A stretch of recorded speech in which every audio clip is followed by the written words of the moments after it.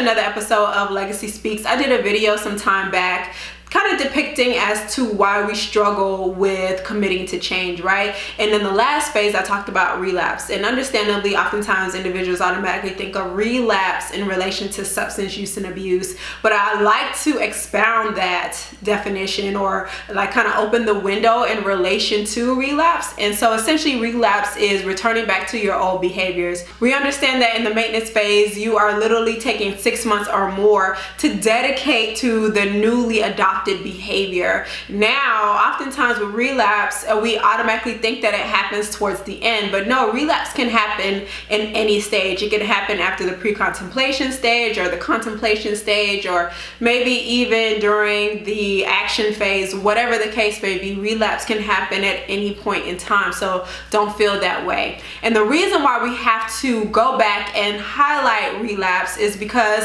let's be honest, you know, life happens on life terms, and even though we may have a plan in place for us to change and remove ourselves from that maladaptive behavior, sometimes situations will come up when we find that the familiar is more safe or more comfortable in comparison to being able to keep up what we have adopted moving forward. And it really sucks, especially if you spend so much time trying to get away from that maladaptive way of thinking, or maybe those limiting beliefs, or maybe even those toxic relationships or those toxic tendencies. And so with relapse, we're essentially reinstating all of those thoughts, feelings, and behaviors in the midst of us adopting something new. But today I would like to talk about giving ourselves some grace and diving a little bit into why we might potentially relapse and go back to those old behaviors.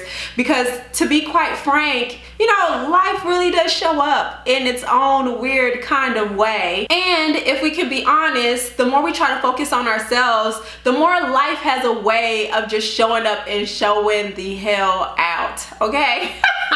Like, simmer down, okay? I'm really trying to make these moves. I'm really trying to live my best life, and here you come. It reminds me of this meme that I posted this week, when it was just talking about when you're trying to be a ray of sunshine, but people keep trying your set, and you're just trying to have like the biggest glow like Barney, right? You're trying to live your best life. You're just trying to be out here having fun in the sun, but people be testing you. Like I like to say, people be trying to bring the Florida out of me, okay? So like I mentioned, today we're going to dive into what might have caused us to go back to those maladaptive ways of thinking. But before we dive right in, I need you to hit that subscription button below. And don't forget to hit the like button. That way we can up our views and also improve on our audio spins, all right? Make sure you do that, okay? We just need more exposure. And all you gotta do is just hit the like button multiple times, all right? Let's dive right in. All right, y'all, so we're gonna do a little bit of mindfulness work right now. Before we tap into the why, let's look at the what. What would life look like if things didn't go as planned? And the reason why it's important for us to understand that is because we need to increase mindfulness. We need to increase awareness of how we react and how we respond when things don't go our way. And oftentimes in the substance abuse space, what I find is that individuals will return back to their maladaptive behaviors, whether it's like substance use or maybe even criminal and addictive behavior, or lying, cheating, stealing, or being sneaky, simply because things did not go as planned. And I find it very interesting because it's beyond substance abuse. We can see this in normal, typical behavior. If things don't go as we had hoped, we start to take our will back, and we're trying to find ways to mitigate that. We're trying to find ways to reconcile that. And so it's just like, okay, well, what do I do? If I had hope in something, if I was trying to allow the process to unfold, if I was trying my very best to try something different and it didn't work out, then F it. I'm just gonna go back to what I know. And it sucks, right? It really sucks. So those are just some of the few things that we need to consider in relation to relapse. We looked at the what, we've considered the how, now we can dive into why. Here are some of the circumstances that could potentially lead us back to the habits that no longer serve us. Number one, not knowing how to cope with the unfamiliar emotions that accompany change.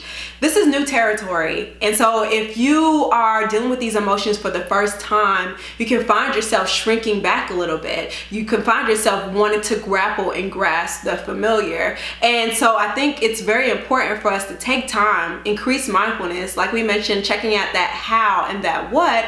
That way we can learn how to navigate these emotions efficiently and effectively. One thing that I encourage clients to do is to take the time and get like a silhouette, like a body silhouette, and take some crayons, assign each color a specific emotion. So you can use purple for fear, blue for sadness, green for peace, maybe orange for anger, or red for love. And taking those crayons and figuring out where do these emotions show up in the body. Actually literally take the physical crayon and color that within that body silhouette. That way, like I said, increasing mindfulness so you can know how these emotions show up in the body.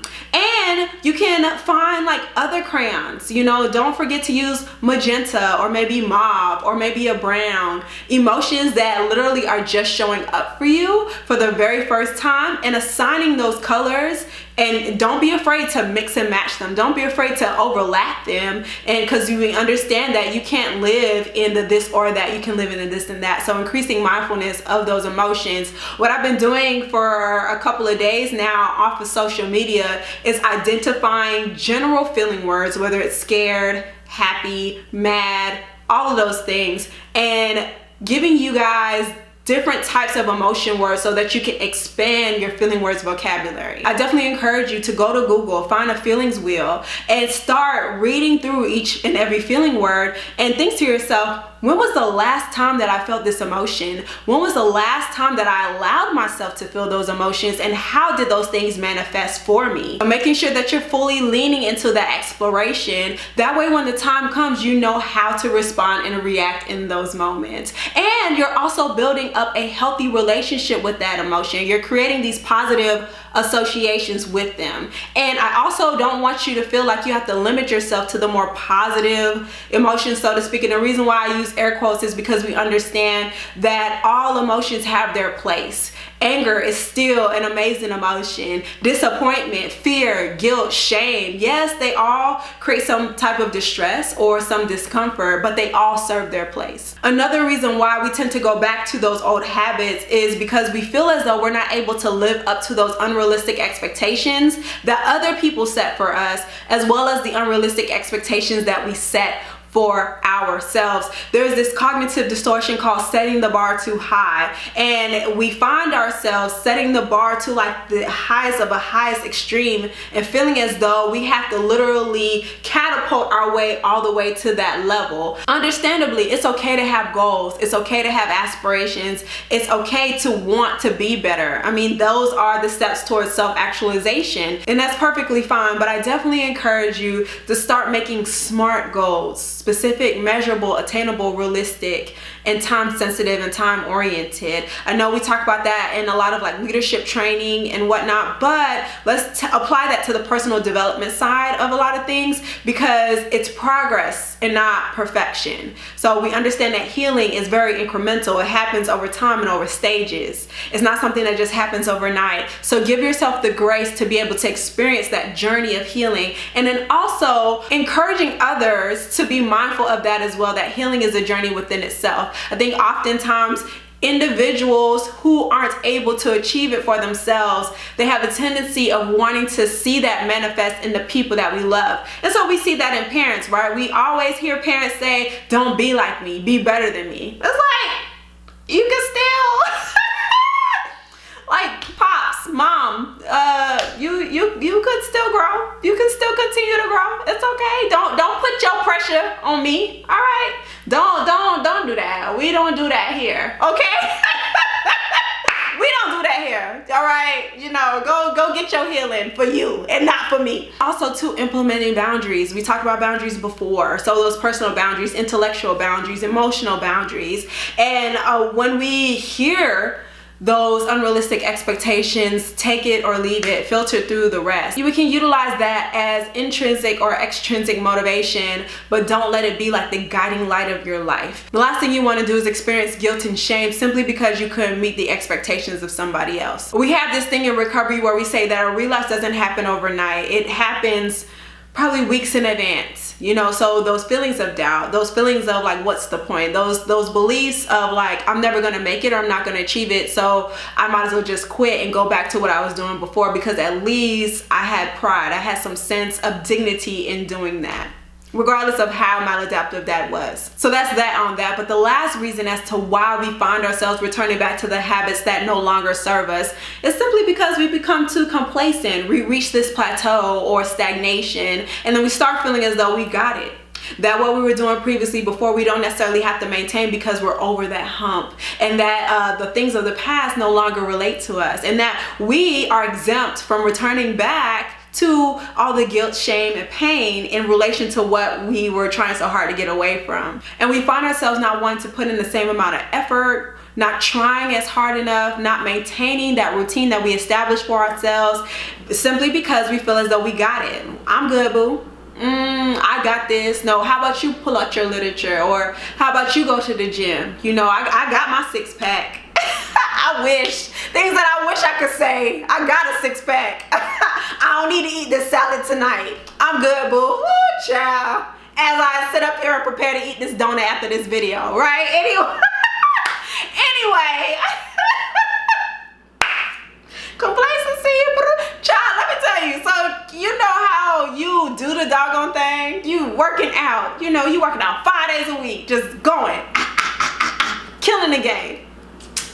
And as soon as you see that you lost 1 pound, or you see that you have been keeping up with your Fitbit, you know, that you've been meeting your mark, you like, man, I could take a day off. But honey, be careful with them days off now. You know, take your breaks to allow your muscles to heal, but you better get back to it. And that's just like life in general. You can take your time off to recoup, to get rejuvenated, to get refreshed, you know, mind, body, spirit, all of that stuff, but you better get back to it, okay? If you had a smooth grind going, if you had a smooth type of consistency going, you better get back to it, because it'll just definitely fall to the wayside. In all seriousness, you guys, progress is a must, but we also need to be willing to protect it at all costs. You are truly doing yourself a disservice when you are returning back to those old habits, and also you are stunting all that you are capable of doing and becoming, okay? So make sure that you are staying on task and staying the course, because the world depends on it. Actually, you depend on it. Not to mention, that is time that you will never get back.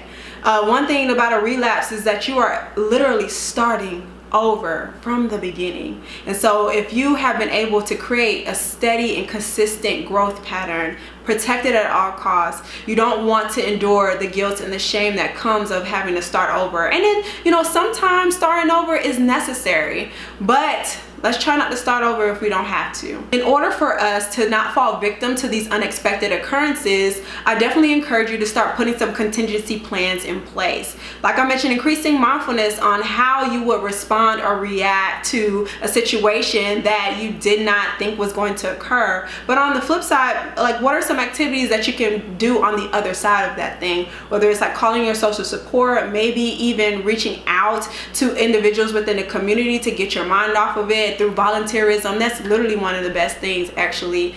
And then also taking the time out to like take a step back, reassess, realign, readjust. All right. Thank you so much for tuning in to another episode of Legacy Speaks. I really do hope that this helped you in some way, shape, form, or fashion. Make sure you're hitting the like button if you did receive anything of value from this video. Once again, don't forget to like, comment, subscribe, and share, and definitely stay connected via Legacy SPKS on everything. Until next time.